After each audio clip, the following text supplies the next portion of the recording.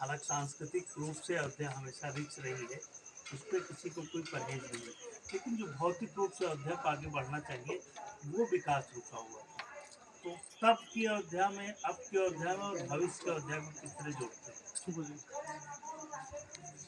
तब की अयोध्या जो है वो वास्तव में सुनी सुनी दिखती थी, लेकिन आध्यात्मिक रूप से जनमानस के पटल पर जो है वह हर हमेशा से जिस रूप में अयोध्या की परिकल्पना की गई है, नितनव मंगल कौशल पूरी और हर्षित रहे लोग सब पूरी। अयोध्या उत्सव प्रिय सदैव से रही है और यह उत्सव धर्मिता यहाँ की बनी रही है। तो इस नाते से सूनापन कुछ दिखाई पड़ रहा था।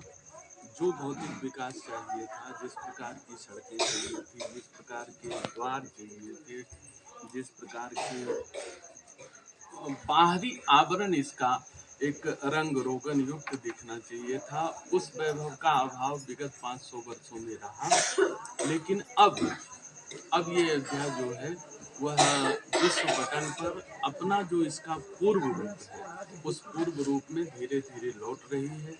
और आशा करते हैं हम सब लोग कि जैसे विश्वविख्यात नगरी के रूप में इसका उल्लेख होता रहा है, मनु नाम मानवेंद्रा नाम जापुरी निर्मिता स्वयं, स्वयं महाराज मनु ने अष्टचक्रा नव द्वारा देवा नाम पूर्वोध्या, उस प्रकार की स्थिति से परिपूर्ण दिखाई पड़ेगी। ये आने वाले समय में दिखेगा।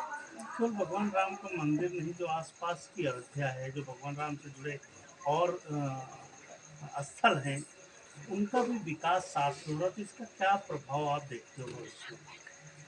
नहीं, उन सबों के लिए सरकारों का भी ध्यान है, और जहाँ नहीं ध्यान है वहाँ पर यहाँ के संत महात्मा लोग ध्यान आकर्षित कर रहे हैं। जो अयोध्या की आत्मा है वो 84 कोस के अंदर में बसी हुई है। तो केंद्र से लेकर के प्रदेश सरकार तक ने ये प्रयत्न किए हैं, 84 कोस परिक्रमा मार्ग का एक उपहार दिया है।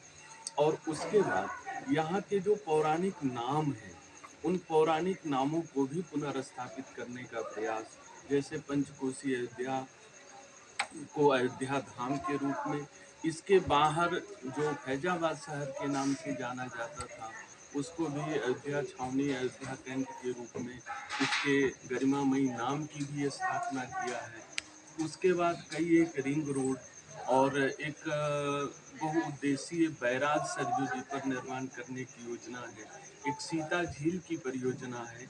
ये सब परियोजनाएं जब सार्थक हो रही हैं, ये जब साकार रूप लेंगी, चूंकि निर्माण में कुछ समय लगता है तो वह समय लग रहा है। और इस सब को देखते हुए ये लगता है कि निश्चित रूप से अयोध्या अपने पूर्ण गौरव को सारे संसार में प्रकाशित करेगी। भगवान राम का संदेश जो अयोध्या से जाना चाहिए, वो लगता है जाएगा या जाएगा? नहीं, भगवान श्री रामचंद्र जी का तो करने करने और जपन जना, हर कान में जो है वह राम जी का नाम, राम जी की महिमा, राम जी का चरित्र और राम जी का स्वरूप अवस्थित रहा है। लेकिन वह नव नवीन रूपों में, जैसे दीपोत्सव का कार्यक्रम होता है तो केवल भारतवर्ष ही नहीं, सारी दुनिया जो नहीं भी आ पाती है वह दूरदर्शन के माध्यम से, अन्य माध्यमों से जो है इस अलौकिक छटा का दर्शन करती है। और लगता है कि वास्तव में त्रेता युग साकार होकर के उस समय अयोध्या जी में उतर गया है। और अयोध्या जी में जब त्रेता युग साकार होकर के उतरता है तो सारे संसार में राम राज बैठे त्रैलोका, हर्षित भये गए सब शोका। तो सबका हृदय हर्ष से भरता है। ये संदेश यहाँ से निश्चित रूप से जा रहा है, और जिस प्रकार से जाना चाहिए उस प्रकार से।